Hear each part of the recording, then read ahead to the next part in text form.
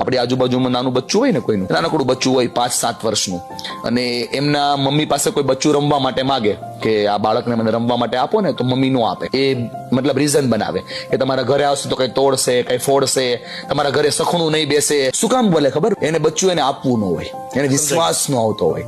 આજ બચ્ચું 3 વર્ષનું હોય ને ત્યારે એ માં હસતા હસતા શિક્ષકના હાથમાં સોંપી દે. શિક્ષક એટલે વિશ્વાસ, શિક્ષક એટલે સર્જનહાર, શિક્ષક એટલે નવી ચેતનાનો ભંડાર, શિક્ષક એટલે ખાલી મસ્તકમાં ઉર્જાઓનો આધાર, અને શિક્ષક એટલે નવા ભારતના નિર્માણ કરતા વ્યક્તિઓનો ક્રિએટર.